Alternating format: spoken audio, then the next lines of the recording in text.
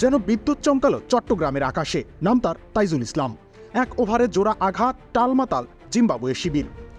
Brian বেনেটকে দ্বিতীয় স্লিপে সাদমান ইসলামের ক্যাচে পরিণত করার পর দ্বিতীয় আঘাত হানতে সময় নিলেন মোটে 2 বল। এবার শিকার নিকোলাস ওয়েলশ।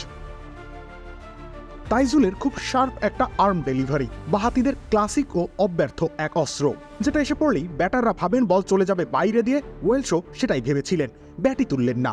সুস্বাদু বাদাম, তিল আর স্বাস্থ্যকর গ্লুকোজ সব মিলিয়ে প্রাণ পিনাট বার। প্রাণ পিনাট বার, স্মার্ট কিছু খাও। কোনো শট অফার করলেন না, বল আঘাত হানল প্যাডে। জোরালো আবেদন, অনেক সময় নিয়ে না বলে দিলেন কুমার ধর্মসেনা। আবেদন এতটাই জোরালো ছিল যে আবেদন থামতে রীতিমতো হাত ছেড়ে বাঁচলেন ধর্মসেনা। সবার কথা শুনে রিভিউ নিলেন অধিনায়ক নাজমুল হোসেন শান্ত। বল ট্র্যাকিংয়ে উঠে এলো বাংলাদেশের জয়। ইম্প্যাক্টের হিসাব উড়িয়ে দেওয়ার সুযোগই দিয়েছেন ব্যাটার, কারণ তিনি কোনো শটই খেলার চেষ্টা করেননি। ট্র্যাকিংয়ে দেখা গেছে বল ঢুকে পড়ছে সরাসরি স্ট্যাম্পে, একেবারে অফ স্ট্যাম্পের মাথায় আঘাত এনেছে। কোনো শট অফার করেননি বলেই ইম্প্যাক্টের আলোচনারই সুযোগ নেই। ডাক নিয়ে সাজঘরে ফিরলেন প্রথম ইনিংসের half centurion Welsh. Rabiul Islam Roni, খেলা ৭১।